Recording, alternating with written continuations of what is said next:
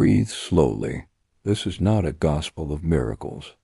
It is not a gospel of narrative. It is a gospel of sayings, mysteries, paradox, invitation. These are the hidden sayings that the living Jesus spoke, not the crucified Jesus, not the resurrected Jesus, the living Jesus. And whoever finds the interpretation of these words will not taste death. This is not about physical death. It is about awakening. Let us begin. Saying 1. Jesus said, "Whoever finds the interpretation of these sayings will not taste death." The key word here is interpretation. These sayings are not meant to be skimmed. They are meant to be wrestled with, to be held in your awareness until they yield their meaning. Understanding transforms, not surface belief, not memorization, but interpretation. Thomas presents salvation not as blind acceptance, but as insight. This reflects an early mystical Christianity, where knowing truth internally equals freedom. So many of us consume spiritual content without any real internal transformation. This saying invites us to ask ourselves, do I merely hear truth? Or do I wrestle with it until it changes me? Do I let it sink into the marrow of my being? Saying 2. Jesus said, "Let him who seeks continue seeking until he finds. When he finds, he will be troubled. When he is troubled, he will be astonished, and he will reign over the all." The spiritual path does not lead to comfort first. It leads to trouble. Truth disrupts our illusions. It dismantles the false identities we have so carefully constructed. The astonishment, the wonder, comes only after the disturbance. This pattern mirrors the stages of a genuine spiritual awakening. Curiosity leads to disruption, which leads to revelation, and finally to a kind of inner authority. Reigning over the all suggests a profound inner sovereignty, not a domination of the external world, but a mastery of the self. If the truth you are uncovering unsettles you, you may be closer to awakening than you think. Growth often feels like destabilization at first. Saying 3. His disciples said to him, "When will the kingdom come?" Jesus said, "It will not come by watching for it. It will not be a matter of saying, 'Here it is,' or 'There it is.' Rather, the kingdom of the Father is spread out upon the earth, and people do not see it." In another version of this saying, he says, "If those who lead you say to you, 'See, the kingdom is in the sky,' then the birds of the sky will precede you. If they say to you, 'It is in the sea,' then the fish will precede you. Rather, the kingdom is inside of you, and it is outside of you. When you come to know yourselves, then you will be known, and you will realize that you are the children of the living Father. But if you will not know yourselves, you dwell in poverty, and you are that poverty. The kingdom is not geographical, it is perceptual. It is a state of awareness that is both inside you and outside you.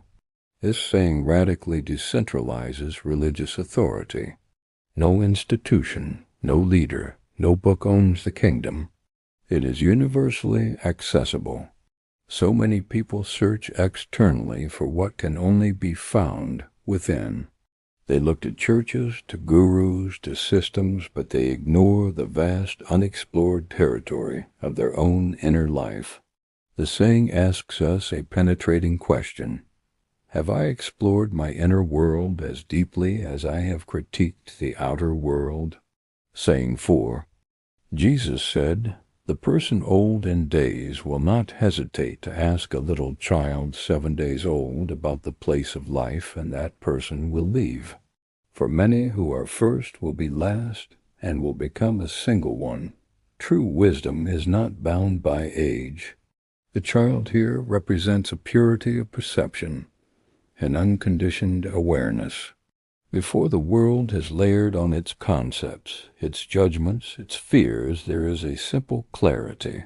The mystics of early Christianity valued this state of spiritual rebirth.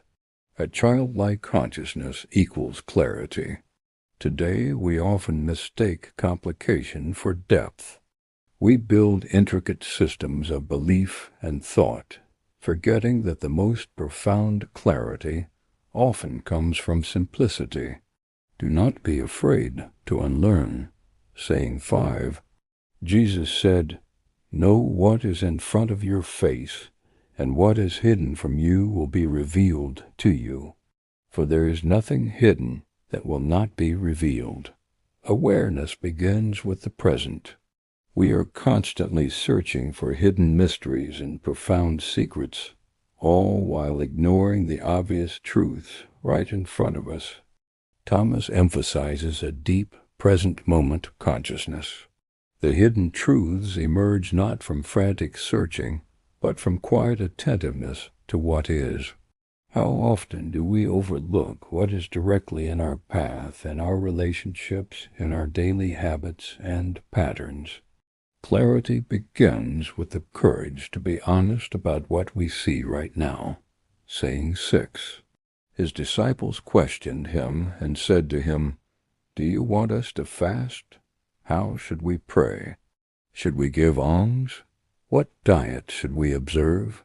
Jesus said, "Do not lie, and do not do what you hate, for all things are disclosed before heaven. For there is nothing hidden that will not be revealed, and there is nothing covered that will remain without being disclosed." Here, religion is radically simplified.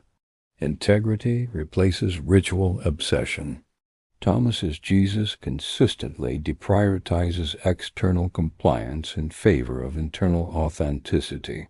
Fasting, prayer, and charity are meaningless if your inner life is a contradiction. The core of the teaching is this: do not lie to yourself or to others, and do not live a life you hate, a life that violates your own soul. Spiritual maturity is the alignment, the consistency between your inner truth and your outer actions. Everything else follows from that. Saying 7, Jesus said, "Blessed is the lion that the human eats, so that the lion becomes human. And cursed is the human whom the lion eats, and the lion becomes human." This is a powerful and mysterious symbol.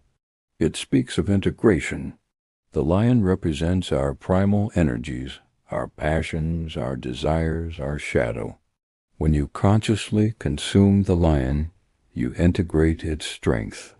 You master your instincts, and they become a source of power for your higher self. But if the lion consumes you, if your unconscious desires rule your life, you are devoured. Your humanity is lost to your primal nature. This saying brings a direct and modern challenge. Do you master your desires, your appetites, your anger, or do they master you? Are you consuming the lion, or is the lion consuming you? Saying 8, and he said, "The human one is like a wise fisherman who cast his net into the sea and drew it up from the sea full of little fish. Among them the wise fisherman found a fine large fish. He threw all the little fish back into the sea and chose the large fish without difficulty. Whoever has ears to hear, let him hear." This is a parable of discernment. The sea is the world of endless possibilities, of information, of distraction. The fish are the opportunities, the thoughts, the relationships that come into your net. The wise fisherman knows what he is looking for. He doesn't waste his energy on the small fish. He keeps the large one, the one of true value, and lets the rest go. Guard your focus. Not all opportunities are equal. Not every thought deserves your attention. Not every relationship is meant to be kept. Discernment is the art of knowing what is truly nourishing for your soul and letting go of the rest without hesitation. Saying 9, Jesus said, "Now the sower went out, took a handful of seeds, and scattered them. Some fell on the road. The birds came and gathered them up. Others fell on the rock, did not take root in the soil, and did not produce ears of grain. And others fell on thorns. They choked the seed, and worms ate them. And others fell on the good soil, and it produced a good crop. It yielded 60 per measure and 120 per measure." This is the famous parable of the sower. Notice that the sower and the seeds, the teaching itself, are constant. What changes is the ground, the receptivity of the listener. The same truth can be offered to 4 different people and have 4 different outcomes. Some hear it and it is snatched away by distraction. Some receive it with excitement, but it has no depth and withers. Some find it choked out by the worries and desires of the world. And some, those with good soil, receive it, nurture it, and it produces an abundant harvest in their lives. The external teaching is not enough. Your internal condition, the state of your own heart and mind, determines your capacity for growth. The question is not only about the quality of the seed, but the quality of your soil. Saying 10, Jesus said, "I have cast fire upon the world, and see, I am guarding it until it blazes." This is a powerful, almost startling image. The teaching of Jesus is not a gentle comfort. It is fire. Fire purifies, fire exposes, fire transforms. It burns away the false, the superficial, the dead wood in our lives, leaving only what is real and eternal. Sometimes this process of transformation feels like destruction. It feels as if everything we have built is being consumed by flames. But this fire is not meant to annihilate you. It is meant to refine you. The living Jesus is not just casting this fire. He is guarding it, tending to it, waiting for it to blaze into a radiant light within you. Embrace the transformative fire. It is the beginning of your true illumination. This is part 2, where we will contemplate sayings 11 through 25. Let us begin. Saying 11, Jesus said, "This heaven will pass away, and the one above it will pass away. The dead are not alive, and the living will not die. In the days when you consumed what is dead, you made it alive. When you are in the light, what will you do? On the day you were one, you became two. But when you become two, what will you do?" This saying speaks in paradox. Heaven passes. Structures pass. Forms pass. But life itself is deeper than form. When you were one, you became two. Unity fractured into duality. Spirit and body, inner and outer, sacred and secular. Thomas emphasizes this mystical unity, the idea that humanity has forgotten its original oneness. Division is the human condition. Integration is the spiritual path. The question is not about division. It is about return. Today we live divided lives. Our public self versus our private self. Our belief versus our behavior. Faith versus doubt. The question remains, how do we return to wholeness? Saying 12, the disciples asked, "Who will be our leader?"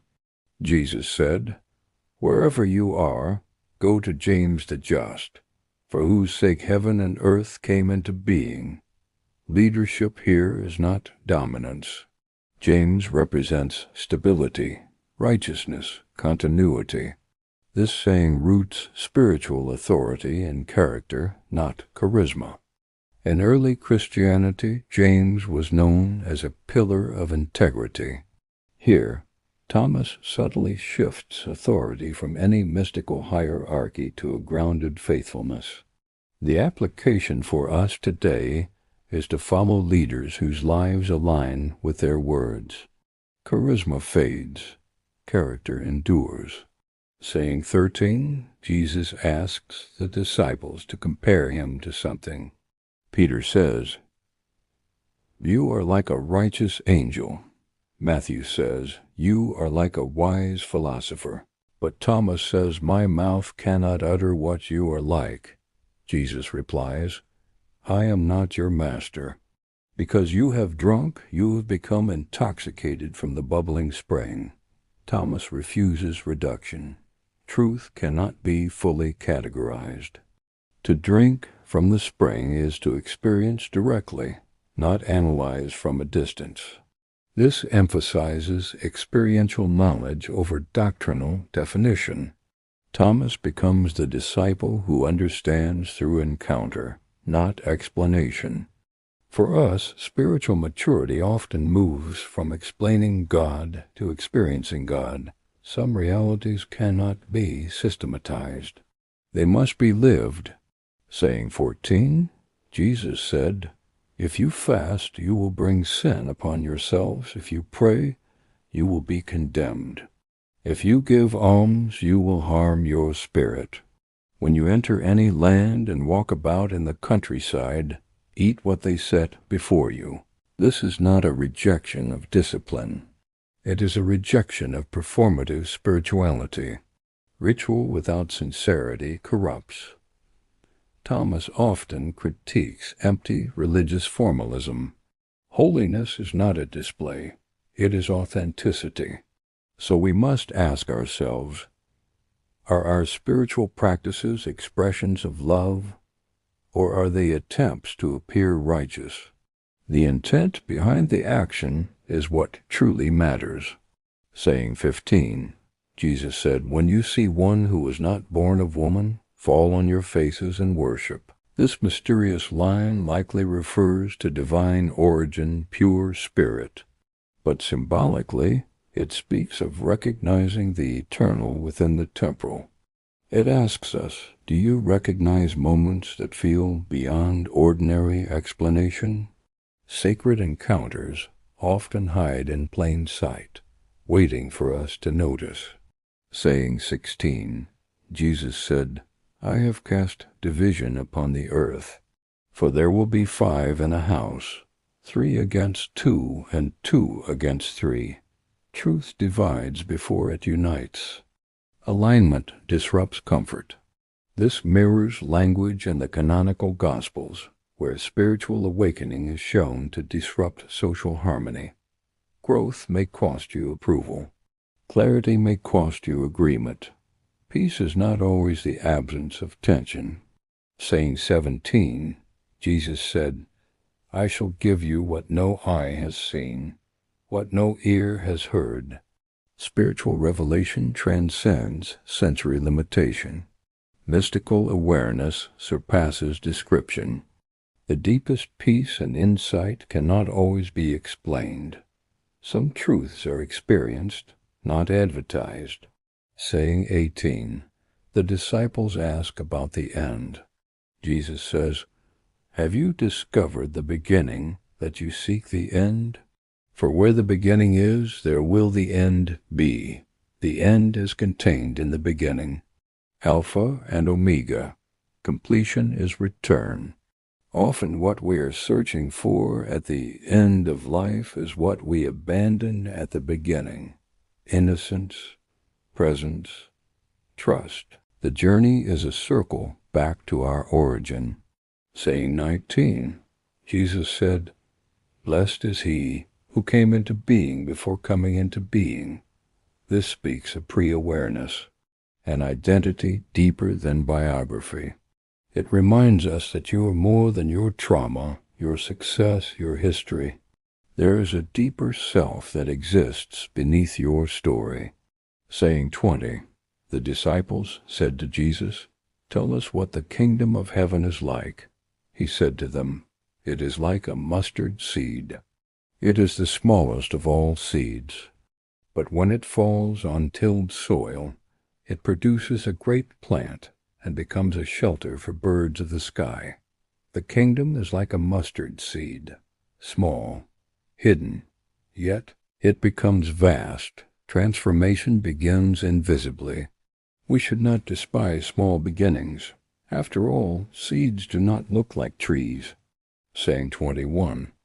Mary said to Jesus, "Who are your disciples like?" He said, "They are like children living in a field that is not theirs. When the owners of the field come, they will say, 'Let us have our field.' The children will be naked in their presence and give it back to them." This tells us we are temporary tenants. Nothing here is a permanent possession. We are called to live lightly, to be stewards, not owners, to not cling to what was never truly ours. Saying 22. Jesus saw some infants nursing. He said to his disciples, "These infants are like those who enter the kingdom." They said to him, "Shall we then, as children, enter the kingdom?" Jesus said to them, "When you make the two one, and when you make the inside like the outside, and the outside like the inside, and the above like the below, and when you make the male and the female one and the same, then you will enter the kingdom." Integration, alignment, congruence. This idea is central to the Gospel of Thomas, that unity dissolves division. It asks us, is your inner life aligned with your public image? Wholeness is the entry into peace. Saying 23, Jesus said, "I shall choose you, one from 1,000 and two from 10,000, and they will stand as a single one."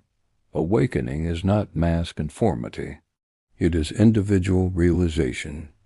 You do not need majority validation to pursue truth. Your path is your own.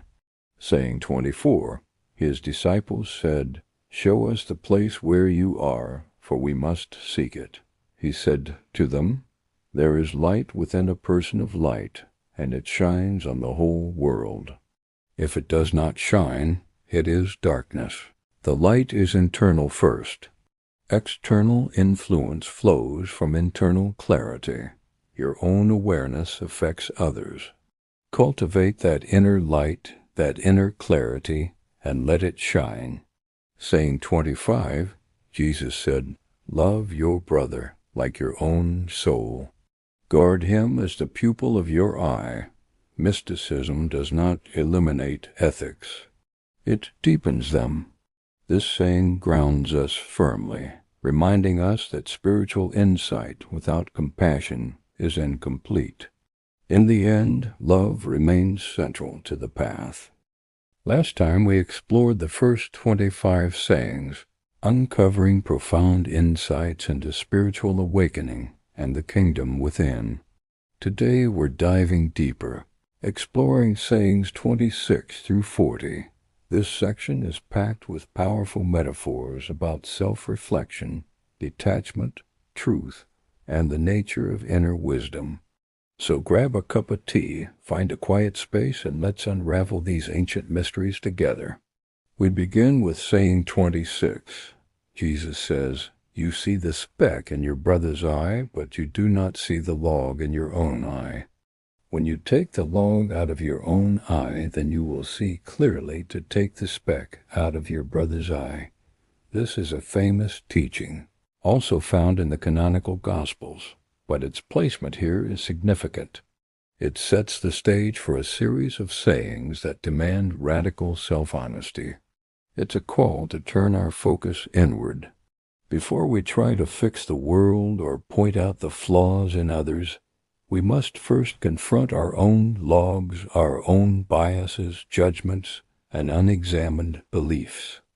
This isn't about self-criticism, but about self-clarification. Only by clearing our own vision can we truly perceive reality and offer genuine help to others. Next, saying 27 challenges our conventional way of life. If you do not fast from the world, you will not find the kingdom. If you do not make the Sabbath a Sabbath, you will not see the Father. Fasting from the world doesn't necessarily mean depriving ourselves of food. It's about detaching from the constant noise, desires, and distractions of worldly life. It's about creating space for silence and introspection. Similarly, making the Sabbath a Sabbath is about truly resting, not just physically, but mentally and spiritually. It's about ceasing our endless striving and just being. In this state of detached presence, the text suggests, we find the kingdom and see the Father. We connect with our deepest divine nature. Saying 28 continues this theme of detachment from worldly concerns. I stood in the midst of the world, and I appeared to them in flesh. I found them all drunk, and I found none of them thirsty. My soul ached for the children of humanity, because they are blind in their hearts, and do not see. For they came into the world empty, and they also seek to leave the world empty. But for now they are drunk. When they have shaken off their wine, then they will change their ways. Here, drunkenness symbolizes a state of spiritual unconsciousness. People are intoxicated with the illusions of the material world, chasing wealth, status, and fleeting pleasures. They don't realize their own spiritual thirst. Jesus, or the awakened consciousness, stands among them, seeing this blindness and feeling compassion. The saying holds a promise. When we shake off our wine, when we awaken from this drunken stupor, transformation is possible. Saying 29 offers a fascinating glimpse into the nature of spirit and body. If the flesh came into being because of spirit, it is a wonder. But if spirit came into being because of the body, it is a wonder of wonders. Yet I marvel at how this great wealth has come to dwell in this poverty. This is a bit of a riddle. It questions the relationship between our physical form, the flesh, and our eternal essence, the spirit. Is the body a temporary home for the spirit, or is spirit somehow a product of the body? The final line expresses awe that this great wealth, the divine spirit, resides within this poverty, our humble mortal bodies. It's a call to appreciate the incredible miracle of our own existence, the union of the infinite and the finite within each of us. Now we come to saying 30. Where there are 3 gods, they are gods. Where there are 2 or 1, I am with him. This is a cryptic one.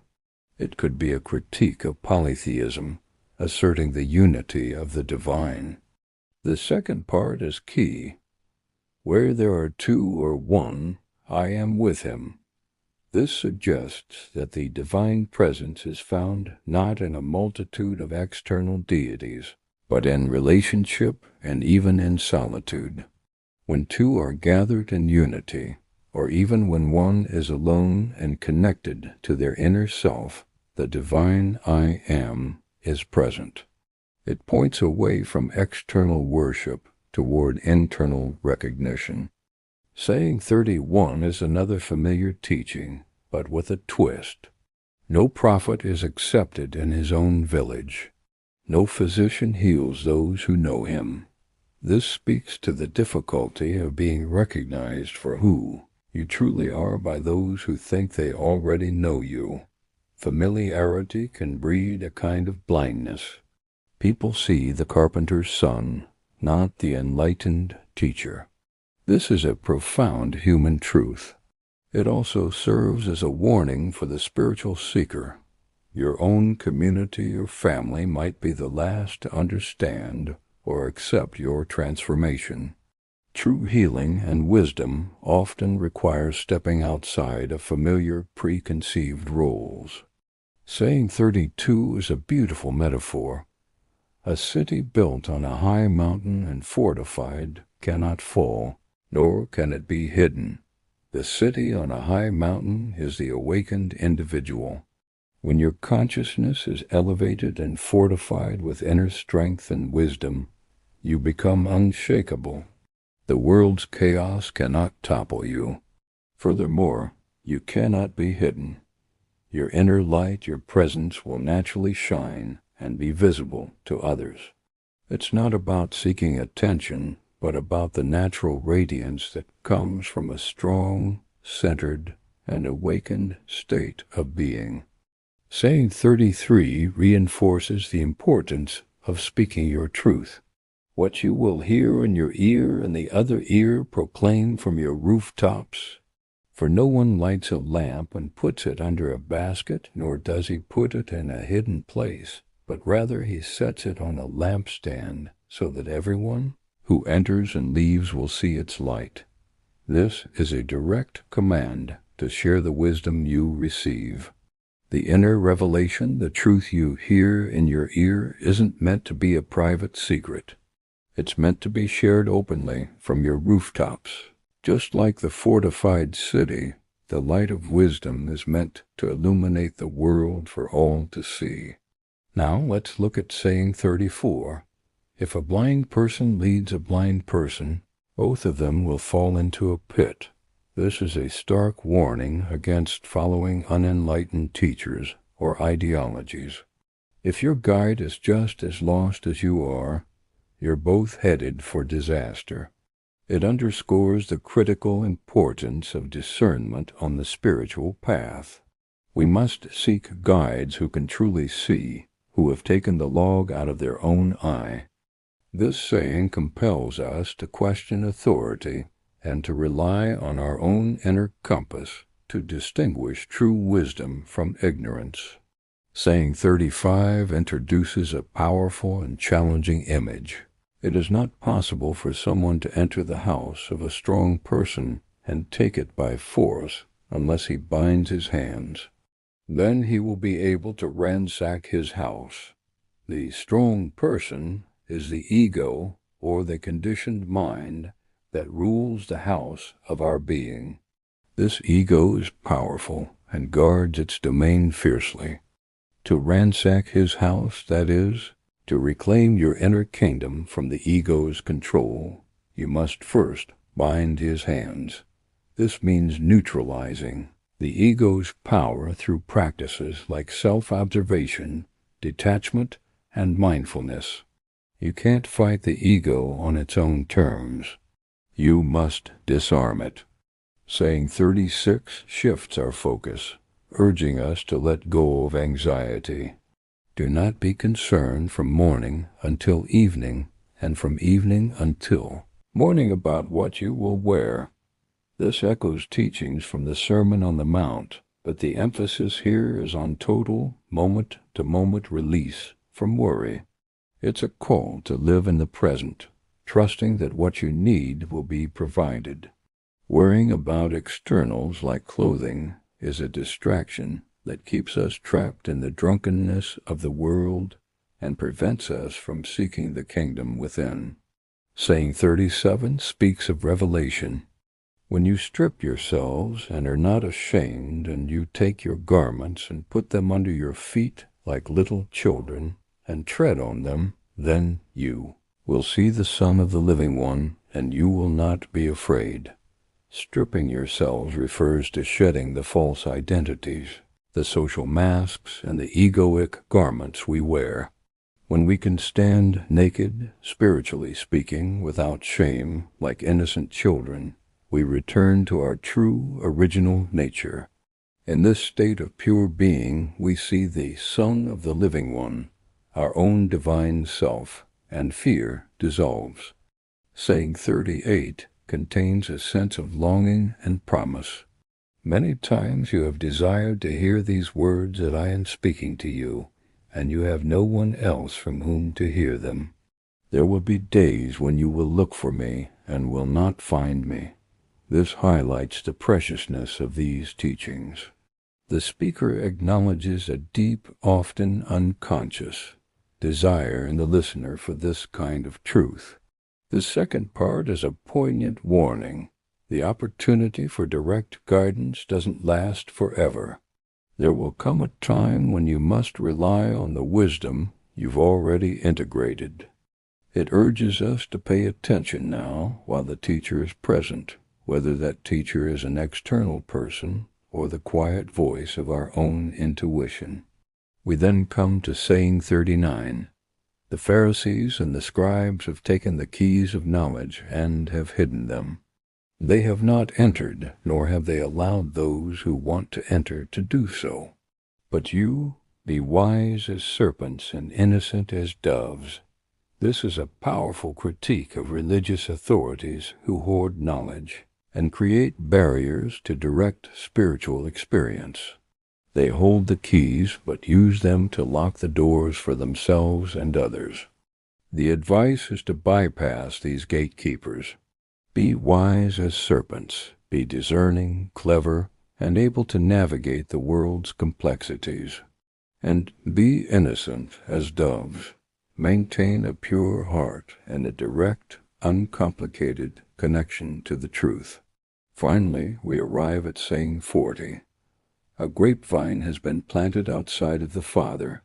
Since it is not strong, it will be pulled up by its root and destroyed. The Father here symbolizes the ultimate source, the ground of all being. Anything planted outside of the Father, any belief, identity, or way of life not rooted in this divine source, is inherently weak. It lacks true foundation. No matter how impressive it may look on the surface, it is ultimately unsustainable and will be pulled up by its root. This final saying is a powerful reminder to ensure our lives are deeply rooted in what is real, true, and eternal. And that brings us to the end of this section. From self-reflection to detachment, from speaking truth to finding our true roots, these sayings offer a profound roadmap for inner transformation. They challenge us to look past the surface, to question authority, and to discover the incredible wealth hidden within our own being. What do you think? Which of these sayings resonated most with you? Let me know in the comments below. I love reading your insights and perspectives. Thank you for joining me on this exploration today. If you found value in this video, please give it a thumbs up, and don't forget to subscribe so you won't miss our next deep dive into the Gospel of Thomas. Until next time, be well. Now we're diving into sayings 41 through 60, exploring the profound wisdom they offer for our modern lives. Let's begin. Saying 41 says, "Whoever has something in their hand will receive more, and whoever has nothing will be deprived of even the little they have." This might sound harsh at first, like the rich getting richer. But what if it's not about material wealth? What if it's about spiritual wealth, about awareness? If you cultivate a little bit of inner peace, a little bit of understanding, that awareness grows. You start noticing more opportunities for joy, for connection. But if you neglect your inner world, if you have no mindfulness, even the small moments of potential happiness pass you by unnoticed. It's an invitation to start cultivating what truly matters, even if you're starting with just a tiny seed of awareness. It's about recognizing the spiritual abundance you already possess and nurturing it. Next, saying 42, be passers-by. This is such a powerful, liberating instruction. Don't get stuck. Don't cling to your possessions, your identity, your past hurts, or even your future plans. See them, experience them, but let them go. We are travelers on a journey. Imagine you're on a beautiful road trip. You stop to admire a stunning view, but you don't build a house there. You appreciate it and move on. This saying encourages a state of non-attachment, allowing us to live fully in the present moment without being weighed down by the baggage of life. It's about freedom, the freedom to keep moving and growing. Now for saying 43. Jesus' disciples asked him, "Who are you, that you should say these things to us?" He replied, "You do not know who I am from what I say to you. Rather you have become like the Judeans, for they love the tree and hate its fruit, or they love the fruit and hate the tree." This is a profound statement about looking beyond labels and surface-level understanding. We often judge people or ideas based on their source, the tree, or we might like an idea, the fruit, but reject its source. Jesus is pushing his disciples to look deeper, to find truth for themselves, not just accept his words blindly. He wants them to know him not through his titles, but through the resonance of truth within their own hearts. It challenges us to examine our own biases. Do we dismiss a good idea because of who said it, or accept a bad one because we like the person? True understanding requires looking at the whole picture with an open mind. Saying 44, "Whoever blasphemes against the Father will be forgiven, and whoever blasphemes against the Son will be forgiven, but whoever blasphemes against the Holy Spirit will not be forgiven, either on earth or in heaven." This one can be puzzling. Let's think of it metaphorically. The Father could represent the ultimate, unknowable source. The Son could be the manifestation of that source, the teacher. We might misunderstand these concepts, and that's forgivable. But the Holy Spirit often represents the direct, personal experience of divine truth within you, that inner spark, that intuition. To blaspheme against it means to willfully ignore or deny your own inner truth, the very connection to the divine that is accessible to you. If you shut down that inner voice, how can you find your way? Forgiveness can't reach you if you refuse to listen to the part of you that receives it. It's a call to honor your own intuition and inner wisdom. Let's move to saying 45. Grapes are not harvested from thorn bushes, nor are figs gathered from thistles, for they do not produce fruit. A good person brings forth good from their storehouse. An evil person brings forth evil things from their evil storehouse, which is in their heart, and says evil things. For from the abundance of the heart the mouth speaks. This is a classic wisdom teaching. What you cultivate within, you express without.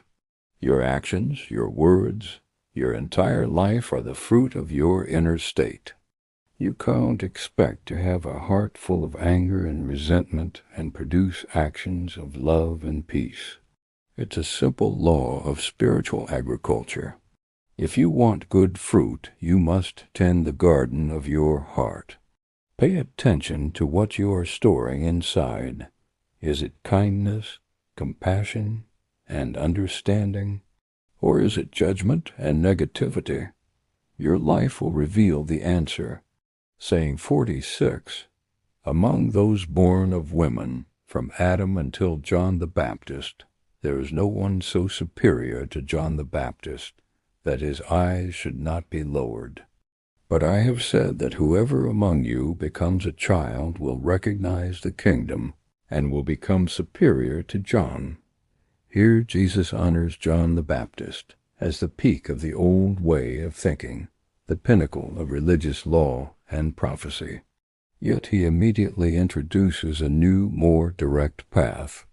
To become a child means to drop our preconceived notions, our ego, our complex intellectual frameworks. It means to approach the world with wonder, openness, and direct perception. In this state of innocent awareness, you don't just hear about the kingdom, you recognize it. You experience it directly.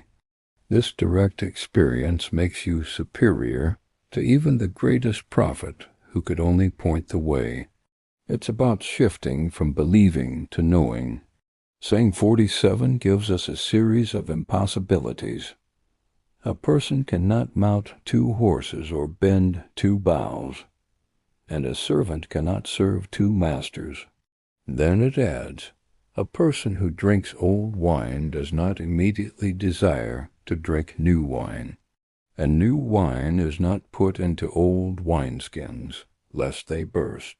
This is all about the need for single-minded focus and inner consistency on the spiritual path.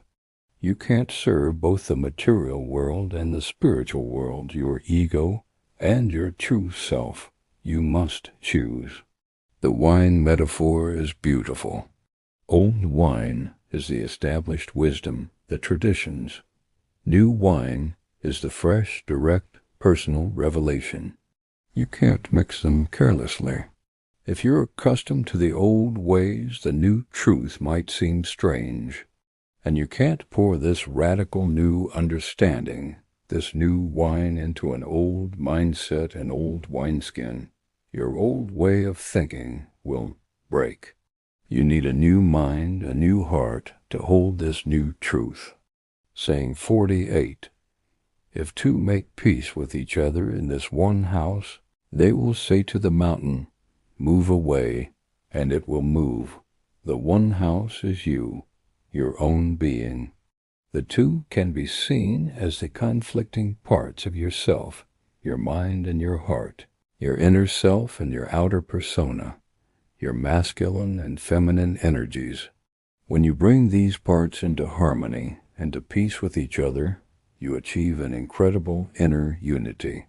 With that unified power, the impossible becomes possible. Moving a mountain isn't about literal geology. It's about overcoming the huge, seemingly insurmountable obstacles in your life. Inner peace creates outer power. Saying 49, blessed are the solitary and the chosen, for you will find the kingdom.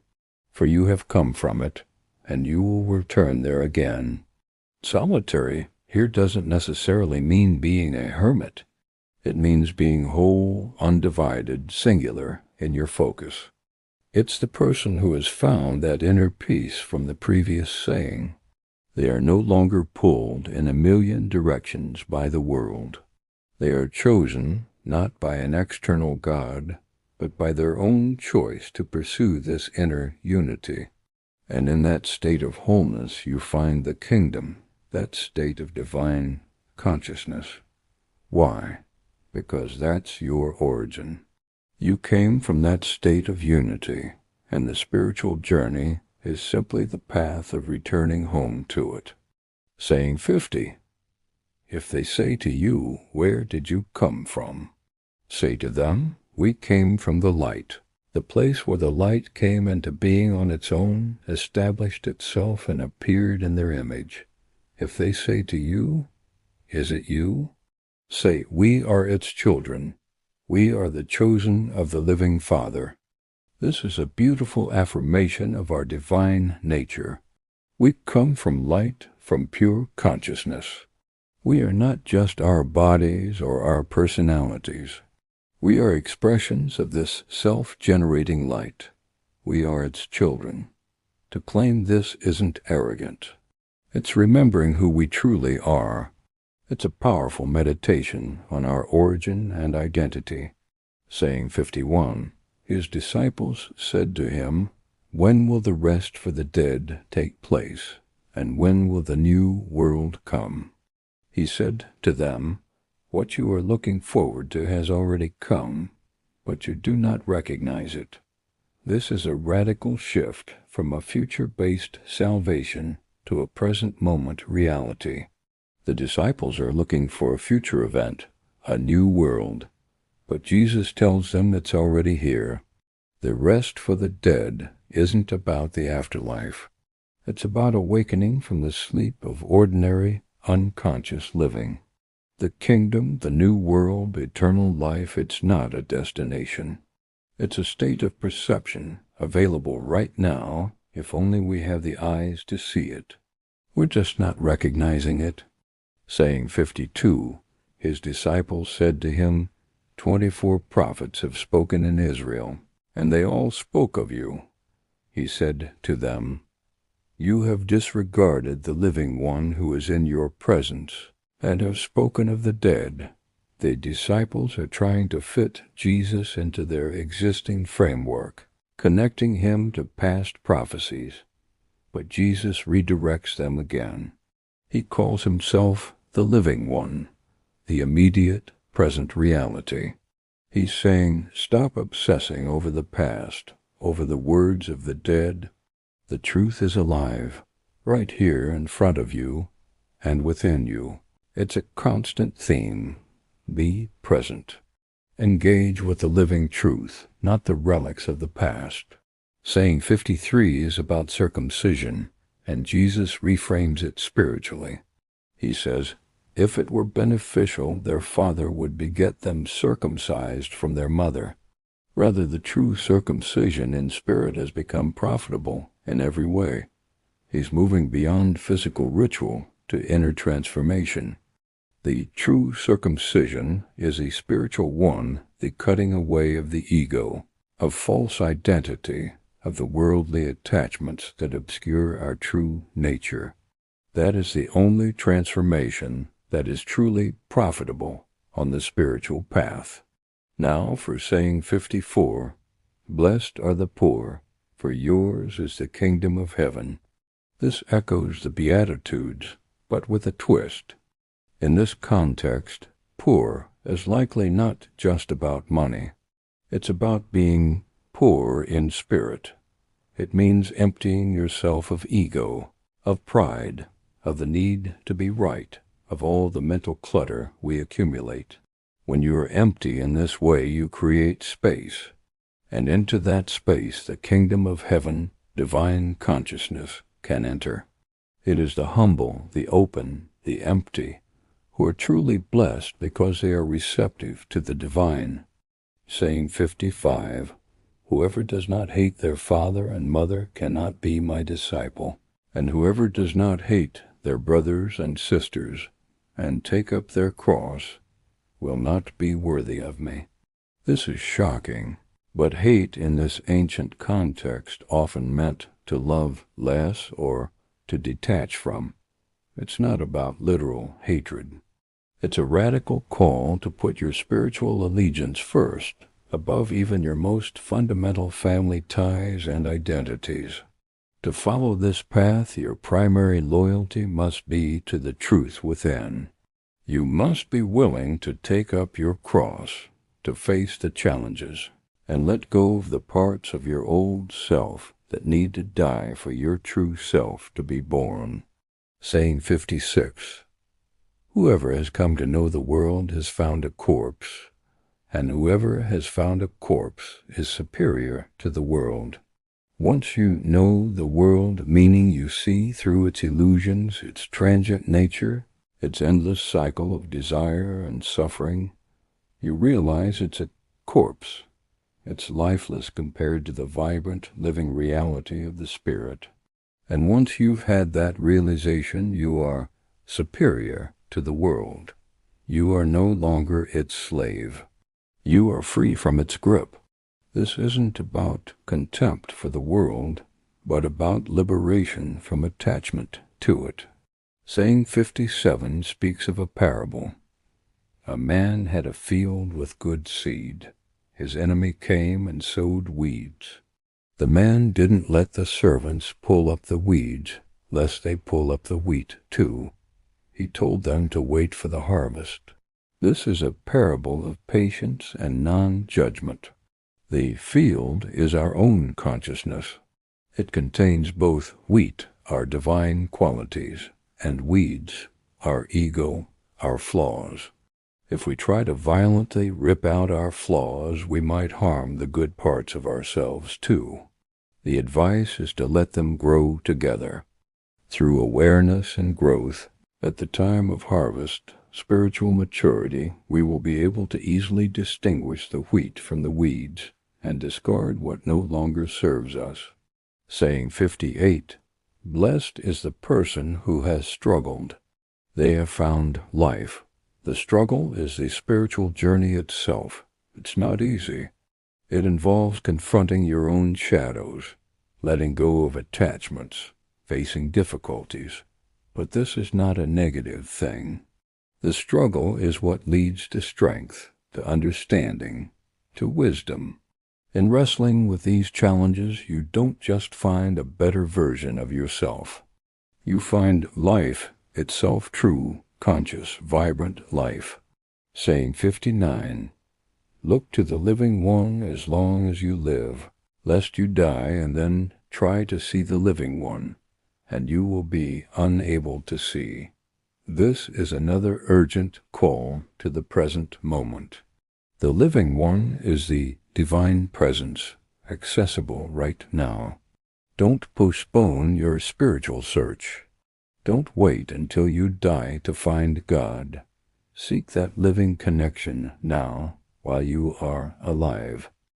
Saying 61, Jesus said, 2 will rest on a bed, 1 will die, and the other will live. Salome asked, who are you that you say these things? Jesus replied, I am the one who comes from what is whole. I was given from the things of my Father. You can stand next to a fire and still feel cold. You can watch athletes train every day and not get any stronger. Being near something isn't the same as being part of it. The same goes for truth. Just knowing what's right isn't enough. You have to live it. Ever heard of the Gospel of Thomas? It says, whoever has ears to hear, let them hear. This isn't just about listening. It's about being ready to truly understand. Wisdom can be all around us, but if we're not open, we won't get the message. It's a call to look inward first.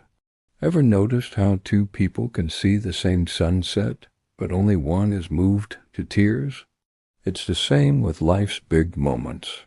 An event can happen, but how we respond, what it awakens in us, that's deeply personal.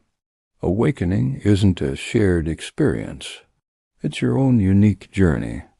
Saying 62, I disclose my mysteries to those who are worthy of my mysteries. Have you ever felt like you weren't worthy of your dreams? Let's flip that idea on its head. Worthiness isn't about being better than anyone else. It's about readiness.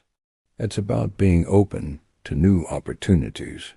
And it's about having a deep hunger to grow. So, are you ready? You know, the deepest insights don't come from just looking, but from truly seeing with sincerity. When you genuinely want to understand something or someone, your perception shifts. It's not about finding answers, but about connecting with a true desire to know. That's where real understanding begins to unfold. Saying 63, Parable of the rich man who stored wealth and died suddenly. You fool. This night your life is required of you. Ever feel like the more you get, the more you have to lose? That sense of security we build on possessions, on savings, on status, it's actually pretty fragile. Think about it. What you possess today isn't guaranteed to be yours tomorrow. True security comes from within, not from what you own. Think about it. What do you truly own in this life? Your house, your car, your phone? They're all just temporary rentals.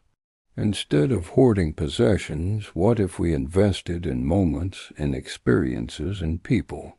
Your real legacy isn't what you leave behind in a storage unit, but the impact you leave on hearts. Saying 64, a banquet is prepared. Guests make excuses. The host invites strangers instead. Hey, have you ever put off doing something important just because it felt a little too hard right now? We often choose comfort over growth, thinking we'll get to it later. But here's the thing. Opportunities don't wait. That chance you ignore today might not be there tomorrow. Don't let convenience rob you of your future. Saying 65, Parable of wicked tenants who kill the air. Ever wonder why some people get so angry when faced with a different truth? It's because that new perspective can feel like a threat to their entire worldview. When our beliefs are challenged, it can feel like our very sense of control is slipping away. This resistance isn't just disagreement. It's a defense mechanism. When change comes knocking, how do you answer the door? Are you defensive, putting up walls and resisting? Or do you meet it with humility, open to learning and adapting? The first path leads to stagnation, the second to growth. It's your choice. Which path will you take today? Saying 66. Show me the stone the builders rejected. That is the cornerstone. Ever felt overlooked or rejected? It's a tough feeling, but listen to this. The very stone the builders rejected became the cornerstone. What seems like a setback might just be the setup for your true purpose. That rejection is actually redirection. Your moment is coming. Stay tuned for more inspiration. What if the part of your story you've been trying to erase is actually the source of your greatest strength? We often think our struggles define us as weak, but what if they're the very foundation of our resilience? Don't dismiss your past. Embrace it. It's what makes you unbreakable. Saying 67. Whoever knows everything but lacks self-knowledge lacks everything. Did you know that information isn't transformation? You can read all the books and watch all the videos, but if you don't turn that knowledge inward, nothing really changes. True growth happens when you connect what you learn to who you are. It's about self-awareness, not just collecting facts. In our quest for knowledge, we master data, algorithms, and the vast expanse of the external world. But true wisdom, that journey begins inward. It's about understanding yourself, not just the information you consume. When you truly know who you are, the world's data finds its proper place. Saying 68. Blessed are you when you are hated and persecuted. Ever been rejected and thought, what did I do wrong? Let's flip that script. Rejection isn't a sign of failure. It's often a sign that you're pushing boundaries. Growth never happens in your comfort zone. So if you're feeling a little uncomfortable, congratulations. You're on the right track. Hey everyone, ever feel like you're chasing likes and approval? Remember this, the truth doesn't need a fan club. Just because an idea is unpopular or gets a ton of hate doesn't make it wrong. Stay true to what you know is right, even if you're standing alone. Saying 69. Blessed are those who have been persecuted in their heart. That feeling of being pulled in two different directions, that intense inner conflict you're wrestling with, it's not a sign that you're failing. It's the messy, beautiful process of becoming. It's the forge where your clarity is being shaped. So trust the struggle. You're on your way. Ever feel that tension in a relationship? That little doubt that makes you question things? Don't run from it. These moments aren't stop signs. They're opportunities. They're chances to refine, understand, and grow even stronger together. So lean in, talk it out, and build something better. Saying 70. If you bring forth what is within you, what you bring forth will save you. If you do not bring it forth, what you do not bring forth will destroy you. Ever feel like you're holding something back? That brilliant idea or that gut feeling you never shared? Here's the thing. Unexpressed truths can fester, and insights you keep locked away can stagnate. Don't let your inner voice go silent. Speak up, share your wisdom, and let your truth shine. Have you ever felt like a part of you is just buried? That special gift, that deep conviction that calling you once felt so strongly? It's easy to let life pile on top of it. But here's the secret. Being your true, authentic self is the shovel. It unearths everything. Saying 71. I will destroy this house, and no one will be able to rebuild it. Have you ever felt like the ground beneath you is crumbling? That's not a bad thing. It's the universe clearing away what was never truly solid. When false foundations collapse, it's a sign that the old you, the identity you outgrew, is finally making way for your most authentic self. Sometimes to build the life you truly want, you have to be willing to tear down the one you have. It sounds scary, right? But not every ending is a tragedy. Some endings are necessary. They're the cleanup crew, making space for something stronger, something more you. Don't fear the dismantling. Embrace it. It's the first step to your most beautiful rebuilding. Saying 72. A man asks Jesus to divide inheritance. Jesus replies, "Who made me a divider?" Ever feel like you need some grand spiritual sign to justify wanting something?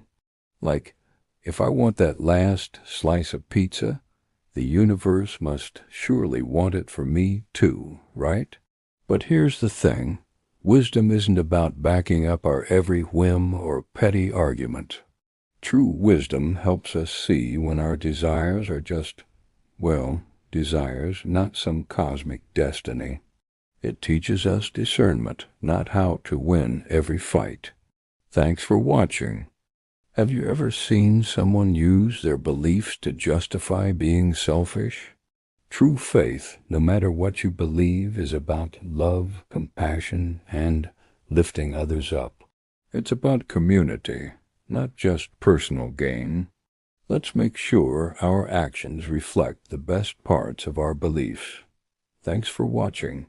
Saying 73. The harvest is plentiful, but the workers are few. Everywhere you look, there's a chance to change, to grow, to become something more. The world is overflowing with opportunities for transformation. But how many of us actually take them? Don't let hesitation hold you back. The biggest regret is the chance you didn't take. Start your journey today. Ever notice a problem and think someone should really do something about that? What if that someone is you? It's easy to see what's wrong in the world, but it takes courage to be the one who steps up and acts. Don't just be an observer, be a doer. Thanks for watching. Saying 74. Lord, there are many around the well, but no one in the well. Have you ever felt close to someone but not really known them? Like you're scrolling through their life, seeing all the updates, but there's no real depth. That's proximity without intimacy. It's like standing next to a beautiful painting, but never truly looking at it. Are we just observers? Ever feel like you're circling around a big realization, but you're too scared to actually land on it? It's like you know the truth is there, just below the surface. But diving deep takes courage, doesn't it? That final step into understanding ourselves is often the hardest. But it's also where the real growth happens. Saying 75. Many are standing at the door, but the solitary will enter the bridal chamber. Ever notice how massive crowds can gather for a spectacle, but only a handful are truly invested? It's like that with truth. Many are drawn to the idea, but few are willing to enter the bridal chamber, that place of deep, personal union and intimacy with what is real. Are you a spectator in the crowd, or are you ready for that profound connection? Casual interest differs from surrendered pursuit. Are you observing or entering? Saying 76, Parable of the Pearl of Great Price. A merchant sells all to obtain one pearl. True value demands sacrifice. What are you willing to release to gain clarity? Priorities reveal devotion. Saying 77. I am the light that is over all things. I am the all. Split a piece of wood. I am there. Presence permeates everything. The sacred is not confined. Can you recognize divinity in ordinary moments? Awareness sanctifies life. Saying 78. Why did you come out into the wilderness? To see a reed shaken by the wind? Stability matters. Do not seek spectacle, seek substance. Are you chasing trends instead of truth? Saying 79. A woman blesses Jesus' mother. He responds, Blessed are those who hear the word and keep it. Heritage does not equal obedience. Hearing must become practice. Do not admire truth, embody it. Saying 80. Whoever has come to know the world has found the body, and whoever has found the body is superior to the world. To see through illusion is liberation. You transcend what you understand. When you recognize cultural pressures as temporary narratives, you regain freedom. Saying 81, let one who has become wealthy reign, and let one who has power renounce it. This is paradox. If you have gained inner wealth, wisdom, you naturally influence. But if you grasp power externally, you must release it internally. True authority is self-emptying. Influence without humility corrupts. The deeper your growth, the less you need control. Saying 82. Whoever is near me is near the fire, and whoever is far from me is far from the kingdom. Fire purifies. Nearness to truth burns away illusion. Closeness is not comfort, it is refinement. Do you want inspiration without transformation? The fire warms, but it also melts. Saying 83, images are visible to humanity, but the light within them is hidden. We see surfaces. We miss essence. Behind every image is deeper reality. Social media shows images. Culture markets images. Even religion creates images. But what is beneath them? Seek substance. Saying 84, when you see your likeness, you rejoice. But when you see your images that came into being before you, how much you will bear. You are shaped by inherited patterns, family systems, cultural narratives, collective fears. Seeing those deeper images can be uncomfortable. Do you recognize which beliefs are truly yours and which were handed to you? Awareness breaks unconscious repetition. Saying 85, Adam came from great power and wealth, but he was not worthy of you. Even archetypes fall short of awakened consciousness. Human potential surpasses origin story. You are not bound to inherited limitations. You can transcend your beginnings. Saying 86, foxes have holes and birds have nests, but the Son of Man has nowhere to lay his head. Truth is not domesticated. It does not settle into comfort. Awakening unsettles stability. Growth may disrupt your sense of security. Do not confuse stability with purpose. Saying 87, wretched is the body dependent upon a body, and wretched is the soul dependent upon these two. Dependency on external validation weakens both body and soul. Self-awareness stabilizes identity. Are you anchored internally or dependent on approval? Freedom begins with inner grounding. Saying 88, the angels and the prophets will come to you and give you what is yours. You, in turn, give them what you have. Spiritual exchange is reciprocal. Revelation requires participation. What wisdom are you withholding? Growth multiplies when shared. Saying 89, why do you wash the outside of the cup? Do you not understand that the one who made the inside also made the outside? Inner and outer belong together. External cleanliness cannot replace internal clarity. Public image without private integrity fractures the self. Cultivate inner truth first.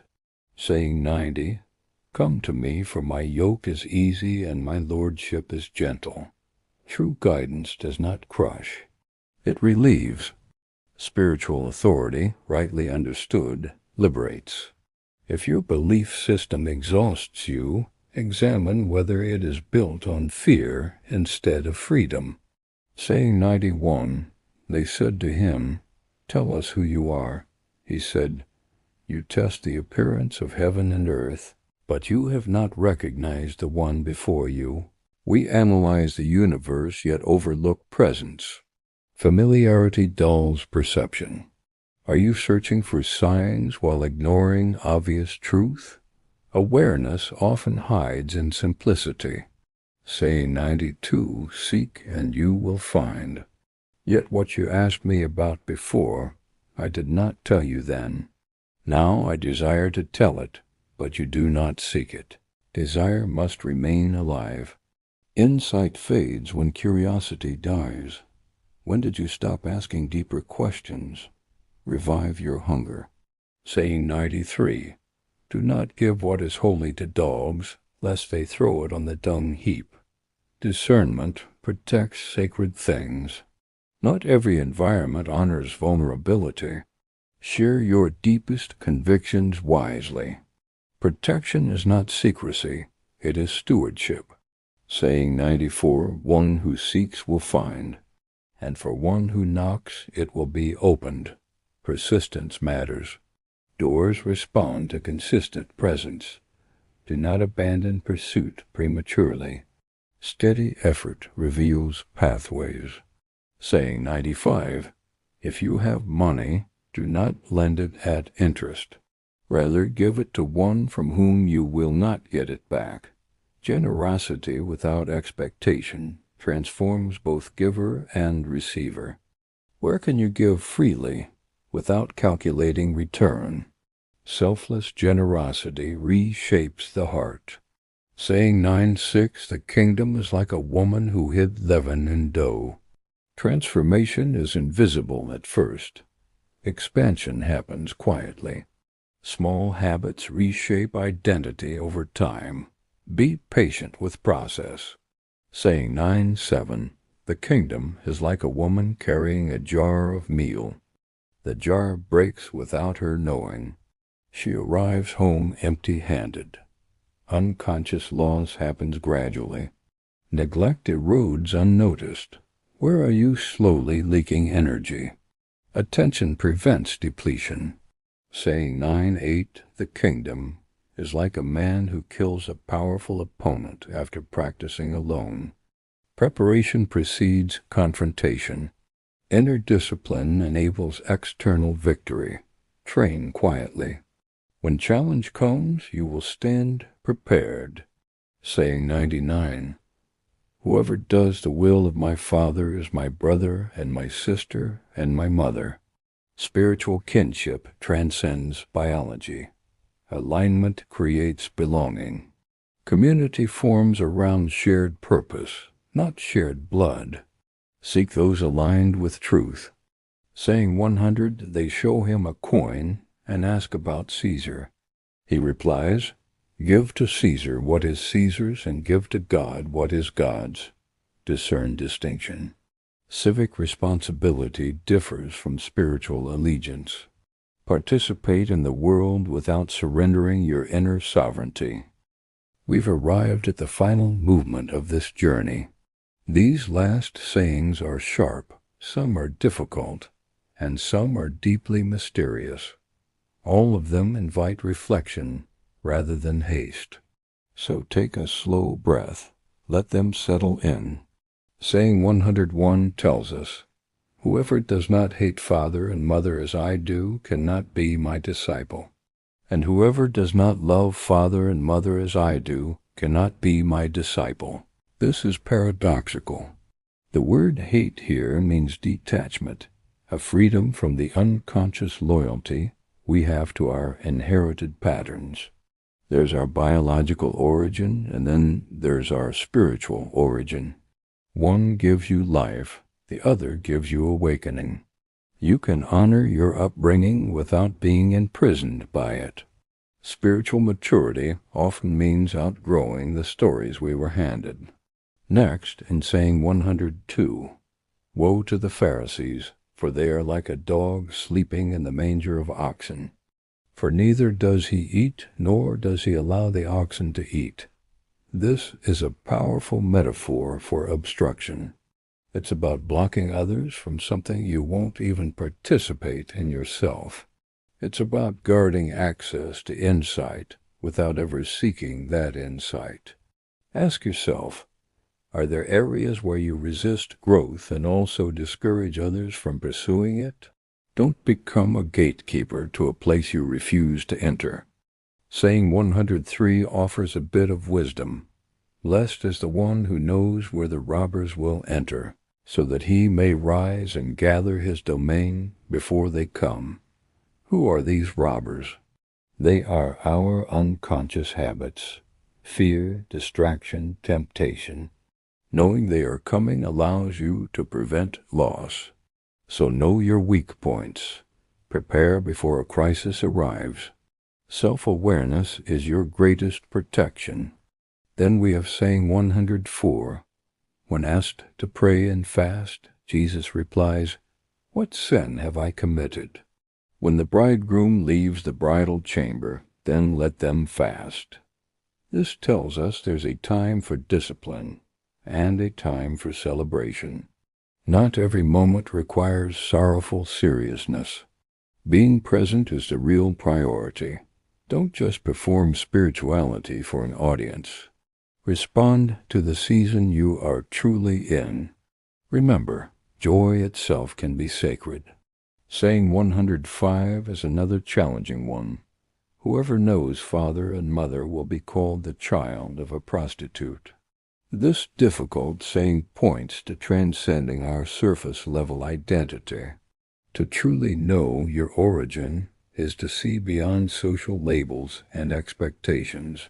Truth often disrupts the social order. If you start questioning the beliefs you inherited, you might be misunderstood. Growth sometimes invites criticism. This leads us to saying 106. When you make the two one, you will become children of humanity. And when you say, mountain, move, it will move. Here again, we see the theme of integration. A divided self lacks power, but a unified self carries immense clarity. When you achieve inner alignment, you gain outer authority. Where in your life are you fragmented? Heal that division within, and you will find that external obstacles lose their power to intimidate you. Saying 107 is a beautiful parable.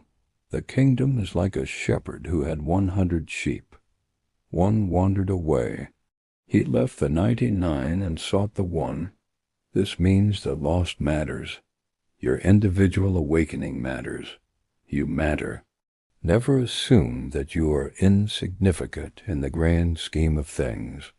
Attention is always given to the overlooked, the one that has wandered. Then saying 108 offers a profound image of union. Whoever drinks from my mouth will become as I am. I myself shall become that person. This is about transformation through participation. It's not about imitation. It's about internalization. What you deeply absorb into your being will reshape you from the inside out. So choose very carefully what you drink. Saying 109 continues this theme of inner discovery. The kingdom is like a hidden treasure in a field. The owner doesn't even know it's there.